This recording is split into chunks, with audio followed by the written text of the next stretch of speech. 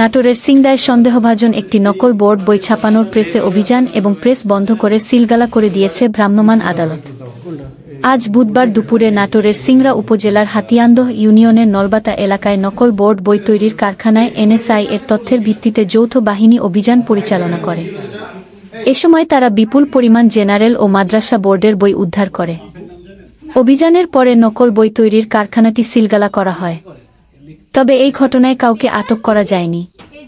ভ্রাম্যমাণ আদালতের বিচারক সহকারী কমিশনার ভূমি ও নির্বাহী ম্যাজিস্ট্রেট গোলাম রব্বানী সর্দার জানান, জাতীয় গোয়েন্দা সংস্থা এনএসআই এর তথ্যের ভিত্তিতে আজ বুধবার দুপুরে উপজেলার হাতিয়ান্দহ ইউনিয়নের নলবাতা বাজারে খনিকালয় নামে একটি বাড়িতে অভিযান পরিচালনা। তথ্যের ভিত্তিতে আমাদের কাছে তথ্য ছিল যে বাংলাদেশ সরকারের জাতীয় শিক্ষা বোর্ড যে রয়েছে সেই এনসিটিভি বলা হয়, সেই এনসিটিভি কর্তৃক প্রকাশিত বইয়ের নকল এখানে ছাপানো হচ্ছে এমন গোয়েন্দা তথ্য আমাদের কাছে ছিল। সেই তথ্যের ভিত্তিতে আমরা এখানে অভিযান পরিচালনা করেছি। অভিযান পরিচালনাকালে যিনি এই কারখানাটা পরিচালনা করেন তাকে পাওয়া যায়নি, বাড়ির মালিককে পাওয়া গিয়েছে।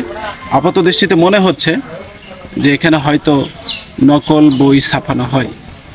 তো বাংলাদেশ মাদ্রাসা শিক্ষা বোর্ডেরও কিছু বই এখানে ছাপানো হচ্ছে বলে আমরা দেখতে পেয়েছি। তবে জাতীয় শিক্ষাক্রম যে বোর্ডের বই রয়েছে এনসিটিভি, সেগুলো এখানে প্রমাণ পাওয়া যায়নি।